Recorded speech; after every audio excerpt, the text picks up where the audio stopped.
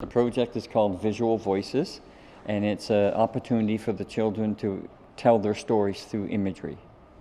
How did you guys start with it? Where all did you guys went on the island to take different pictures?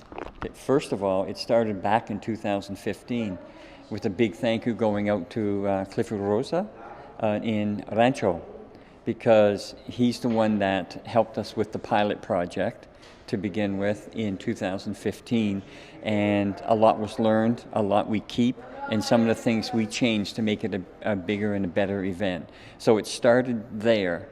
In 2017, I was in West Africa to do this as well, learned some more things. But since 2017, I've been living here in Aruba, and in particular, San Nicolas has really grown on me. So I knew it was something I wanted to do down here, and contacted the YMCA, and it evolved into this.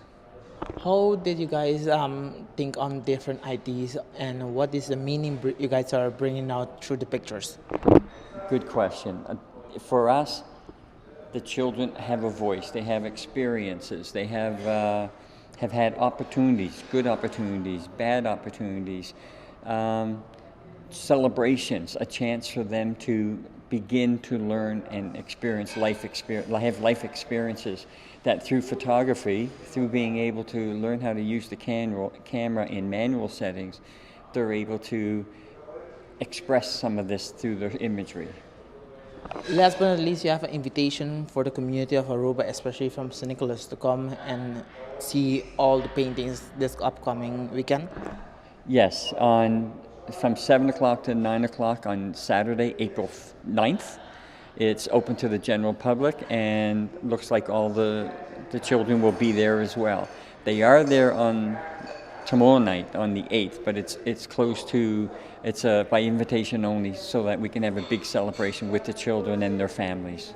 About the cameras, the kids were able to go home with the camera, or only when during the project? Only during the project, with the goal in the near future to hopefully have cameras that the children can take and keep with